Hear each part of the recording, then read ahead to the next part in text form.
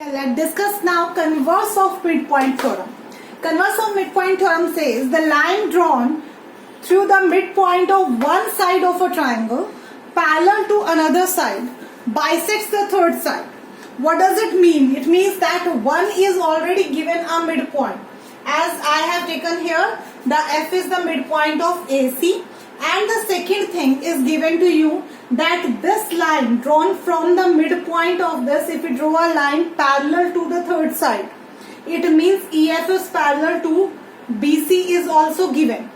Then definitely it will bisect at the midpoint of the third side. It means if it is given to you that AC is a side, F is its midpoint. From this midpoint, if we draw a line which is parallel to this second side, then it will bisect this third side. It means given AF is equal to FC, EF is parallel to BC, and we need to prove that AE is equal to BE. This is related to the midpoint theorem only. We have to do the same construction and the same procedure. The construction, first of all, draw a line CD parallel to BA, and we will produce this line wherever till it will intersect it, where I have named it by D. Now in this triangle and in this triangle, we know very well that these two triangles are congruent. We have already proved as the vertically opposite angle. This is already given equal and the alternate interior angles. So by ASA, the triangles are congruent. Second thing which I have taken, this line I have drawn parallel to this one, and this is already parallel. If this one is parallel EF, then obviously ED is also parallel. If both the pairs are parallel, then we can say BEDC is a parallelogram. If BEDC is a parallelogram, then its opposite sides are equal. So we can say that BE is equal to DC. From here we got that BE equal to DC, and it is there we have done that this AE is equal to DC. So if BE is also equal to DC and AE is also equal to DC, so from here if they both are equal to DC, then we can say BE and AE are equal to each other. So that only is the converse of the midpoint theorem. Means the midpoint theorem says if we join both the midpoints, then definitely it will be parallel to the third side. And what the converse of midpoint theorem says, if we draw a line from the midpoint of one side parallel to the second side, then it will definitely bisects at the third side. Okay, so it means here we have proved that E is the midpoint of AB. Now let's come to the seventh example. Seventh example says to prove this triangle, we have this ABC a triangle, and it's given to you that D is the midpoint of AB, E is the midpoint of BC, and F is the midpoint of AC. So what we need to prove? We need to prove here that these all four triangles are congruent to each other. How to move for this? First of all, as we can take that D is the midpoint of AB and E is the midpoint of BC. So if we join both the midpoints, then definitely this line is parallel to the third side. So we can say that DE is parallel to AC. Now in the same way, similarly if we move to this, that E and F, E is the midpoint of this, F is the midpoint of this. So EF is parallel to AB, and similarly D is the midpoint, F is the midpoint. So this DF is parallel to this BC. Now if we have these all the lines parallel, so we can say this pair is also parallel, this pair is also parallel. So BDFE is a parallelogram. I have got BDFE is a parallelogram. Now we have done a theorem in the beginning of the chapter, that was there a diagonal of a parallelogram divides it into two congruent triangles. If you remember the theorem 8.1, we have done a diagonal of a parallelogram divides it into two congruent triangles. Now if BDFE is a parallelogram, then DE is a diagonal. So we can say the triangle, this one BDE is congruent to triangle FED.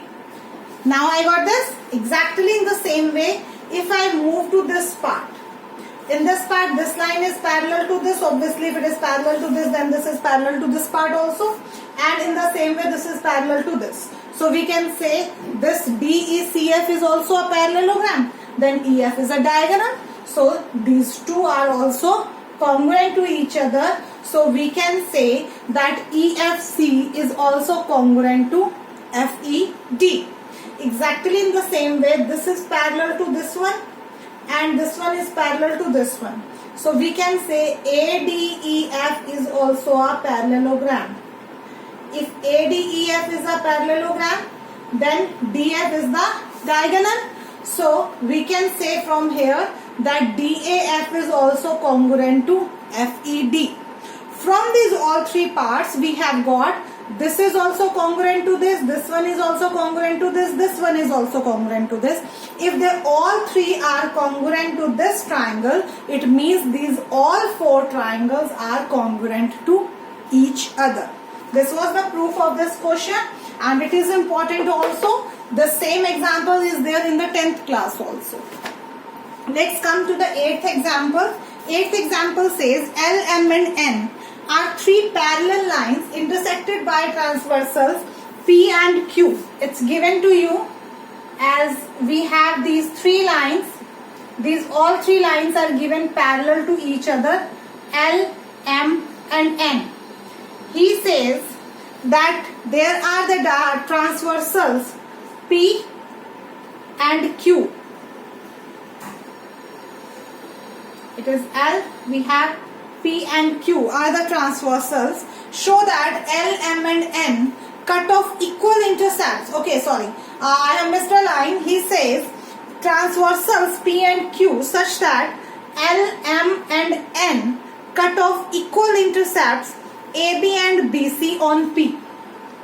AB and BC on P are at equal intercept. What is the meaning of equal intercept? That this transversal is cutting them in the equal parts. So we can say that it's given to you that AB is equal to BC. This is given to you. AB is equal to BC. Okay. Then he is saying we need to prove that show that L, M and N cut off equal intercepts DE and EF on Q also.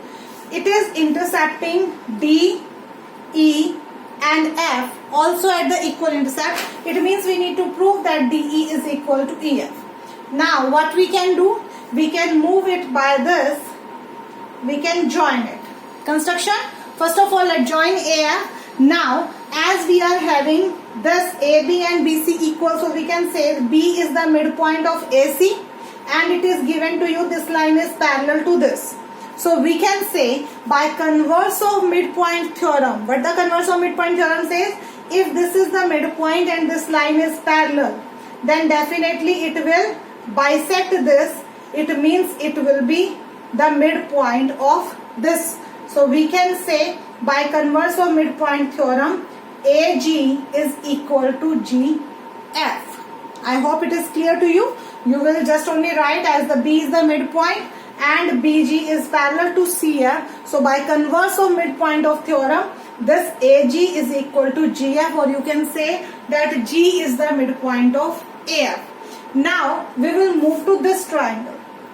In the triangle ADF, now G is the midpoint we have proved and this line is parallel to this line. So exactly the same thing will be applied now here. By converse of midpoint theorem, if G is the midpoint and this line is parallel to this, then E is also the midpoint of DF. So in this way we can prove that DE is equal to EF. This will be also done by the converse of midpoint theorem. On the basis of this, you have to try the questions now.